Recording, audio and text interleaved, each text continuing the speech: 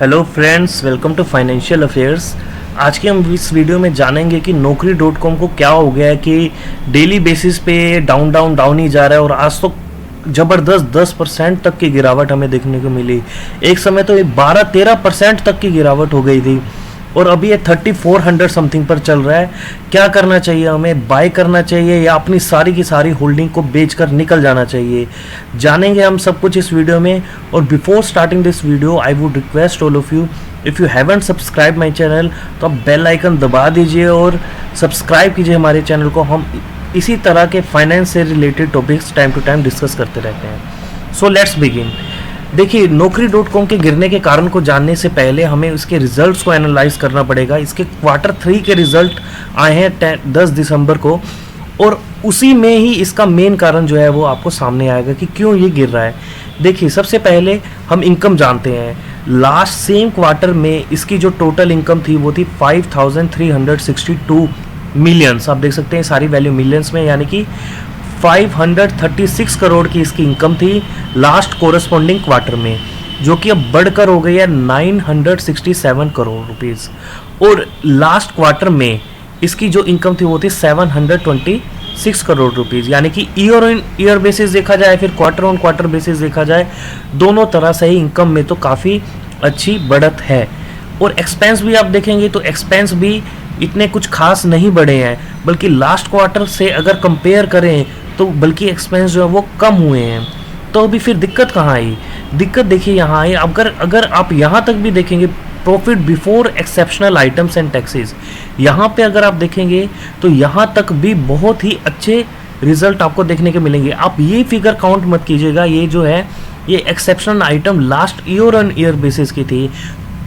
जो general performance रहता है कंपनी का, हमेशा वही कैलकुलेट करना चाहिए अगर आप कोई भी रिजल्ट कंपेयर कर रहे हैं। तो जो एक्सेप्शनल आइटम है वो किस बेसिस से आई, वो सब को हमें एनालाइज करना पड़ेगा, तभी हम जान पाएंगे कि एक्चुअल रीज़न क्या था।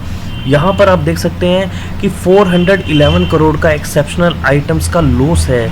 और यहाँ पर आप देखेंगे, जो आप फिगर देख पा रहे होंगे, प्रॉफिट आफ्टर जो सबको टैक्स वैक्स काट के आप देखेंगे तो यहाँ पर ब्रैकेट में, यानी कि ये नेट लॉस है, यानी कि कंपनी ने इस क्वार्टर में 116 करोड़ का लॉस जो है वो दर्ज किया है। वो क्यों किया है? क्योंकि ये एक्सेप्शन आइटम की वजह से इसे लॉस हुआ। और ये क्या है एक्सेप्शनल आइटम? इन्होंने क्या, रेफर कीजिए आप नोट 4 को। हम नीचे आते हैं और इसके नोट 4 को हम रेफर करते हैं। आप देखेंगे जब हम इसके नोट 4 पर आ जाते हैं, ये देखिए यहाँ पे डिटेल मेंशन है। देखिए, आपको मालूम होगा इन्फो एज यानी Naukri.com क्या करती है, डिफरेंट स्टार्टअप्स में अपना इन्वेस्टमेंट करती है। आपको ये भी पता होगा पॉलिसी बाज़ार में, जोमेटो में, जीवन साथी में, काफ़ी सारे स्टार्टअप में ये इन्वेस्ट करती है। और जब वो यूनिकॉर्न बन जाते हैं, जब वो ग्रो कर जाते हैं, तो इसको अपने शेयर होल्डिंग का इक्विटी में भी और इसकी जो इन्वेस्टमेंट होती है, क्योंकि इसी ने ही इन्वेस्ट किया होता है, तो डायरेक्टली इसे बेनिफिट मिलता है। तो अब देखिए, ये जो एक्सेप्शनल आइटम है, अभी आप देख पाएंगे कि जोमेटो लिमिटेड से भी इसे प्रॉफिट हुआ था कितना, 78,676 मिलियन, यानी कि 7,867 का इसे प्रॉफिट हुआ था लास्ट क्वार्टर में, इसी लास्ट ईयर के कोरस्पॉन्डिंग क्वार्टर में। लेकिन इस क्वार्टर में क्या हुआ है, इसने लॉस जो है रिपोर्ट किया है अपने 4B नेटवर्क प्राइवेट लिमिटेड में। देखिए, आपने Housing.com को सुना होगा, Housing.com में भी इन्फो एज की इन्वेस्टमेंट थी, जो कि राहुल यादव का स्टार्टअप था। अब उसमें क्या किया है, इस कंपनी ने अपना शेयर जो है वो राइट ऑफ कर दिया है। और इसने कहा है, right of in the sense आप कह सकते हैं कि इसने मान लिया कि ये तो हमारा लॉस ही है, और उन्होंने मान कर चल रहे हैं, अपनी बैलेंस शीट में दिखा रहे हैं कि हमें इस स्टार्टअप में इन्वेस्टमेंट करने से लॉस हुआ है। देखिए, अगर कोई कंपनी इतने सारे स्टार्टअप में इन्वेस्ट करती है तो डेफिनेटली कोई ना कोई तो होगा ही कि जहाँ पे उसे लॉस भी बियर करना पड़े। ऐसा नहीं होगा कि हर टाइम ही वो प्रॉफिट ही गेन करती रहेगी। तो इस वजह से आज इन्फो एज का जो स्टॉक है वो 10% तक क्रैश हुआ। आप देखेंगे, अब आते हैं कि ये तो मेन रीज़न था कि 4B नेटवर्क प्राइवेट लिमिटेड में जो इसकी इन्वेस्टमेंट थी, इसकी वजह से ही एक्सेप्शनल आइटम में इसे काउंट किया गया। अदरवाइज रिवेन्यू भी अप था और एक्सपेंसिव भी कम थे।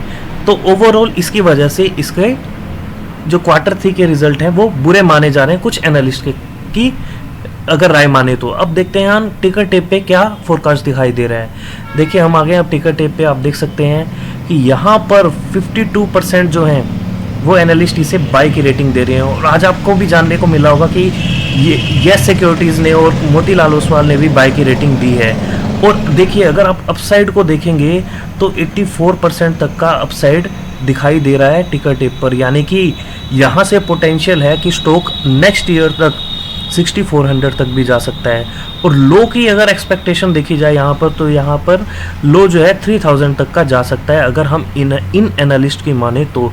यानी कि जो डाउन साइड है वो सिर्फ 13% की दिखाई दे रही है और जो अपसाइड है वो 84% की दिखाई दे रही है। और मेरा मानना भी यही है कि इन्फो एज जो है यहाँ से बाउंस बैक करेगा। यहाँ पर 3400 पर इस स्टॉक को मिलना एक बाइंग अपॉर्चुनिटी ही मानी जा सकती है। बाकी आप अपने फाइनेंशियल एडवाइज़र से पूछ लीजिएगा इसमें इन्वेस्टमेंट करने से पहले। अब आते हैं चार्ट की तरफ। देखिए चार्ट में अगर आप देखेंगे, अगर मैं मंथली बेसिस का चार्ट लगाता हूँ 1 सेकेंड, तो आप देखेंगे ये बहुत ही अपने क्रूशियल सपोर्ट पर खड़ा है। अभी ये 50 एक्सपोनेंशियल मूविंग एवरेज पर खड़ा है और इससे नीचे की क्लोजिंग दी है। और अगर आप देखेंगे कि अगर नेक्स्ट जो है 100 EMA पे देखेंगे तो यहाँ पर 2900 पर बहुत ही अच्छा स्ट्रॉन्ग सपोर्ट दिखाई दे रहा है। तो यानी कि अगर आप इंटरेस्टेड है तो बाय ऑन डिप्स की स्ट्रेटजी अपनाइए। आप इस प्राइस पर डेफिनेटली कुछ क्वांटिटी बाय कर सकते हैं और इसके बाद 3000 पर भी अगर बाय ऑर्डर लगा सकते हैं। मुझे लगता नहीं ये स्टॉक 3000 तक जाएगा, लेकिन स्टॉक मार्केट है, कुछ भी हो सकता है। तो आपको बाय ऑन डिप्स की स्ट्रेटजी अपनानी है और इस स्टॉक को बाय करके चलना है। और जो इसमें फर्दर इन्वेस्टमेंट नहीं करना चाहते, जिन्होंने पहले ही एक्सपोजर ज़्यादा दे दिया है, वो इसे होल्ड कर चले। इन्फो एज बहुत ही अच्छी कंपनी है, पास्ट में भी इसने रिटर्न बनाया और इन फ्यूचर भी ये रिटर्न बनाकर देगी। सो ये था हमारा एनालिसिस। कैसी लगी आपको वीडियो आप कमेंट सेक्शन में बता सकते हैं और हमारे चैनल को सब्सक्राइब कीजिए इसी तरह के फाइनेंस से रिलेटेड वीडियो को देखने के लिए। Thanks for watching this video. Bye bye for now.